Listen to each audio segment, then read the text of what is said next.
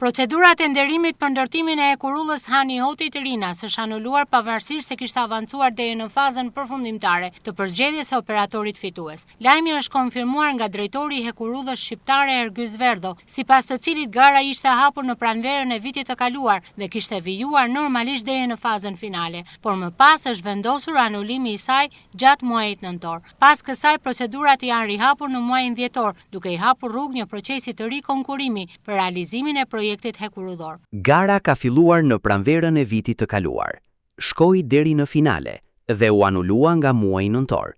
Në dhjetor janë rihapur procedurat. Dje kemi marrë objektin për fazën e dytë. Kemi parë kualifikimin e 3 kompanive që tani do garojnë me çmim për 45 ditët e ardhshme.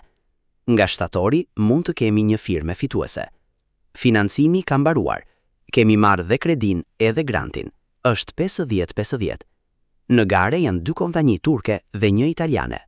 Projekti konsiderohet si një ndër investimet më të rëndësishme në sektorin hekurullor, pasi synon të përmirësojë ndërlidhjen e veriut të vendit me aeroportin ndërkombëtar të Rinasit. Ky projekt me vlerë totale 368 milion euro është ndër më të rëndësishmit në kuadër të modernizimit të transportit hekurullor në vend. Ai bashkëfinancohet nga BERJ, Banka Europiane e Investimeve dhe një granti nga Bashkimi Evropian. Punimet do të përfshin rehabilitimin e rreth 120 kilometra hekurulle ekzistuese, duke mundësuar shpejtësi operimi deri në 120 km/h. Hekurulla Vor Hani Hotit kalon në 7 bashki dhe përshkon ultësirën perëndimore të Shqipërisë me drejtim nga jugu në veri.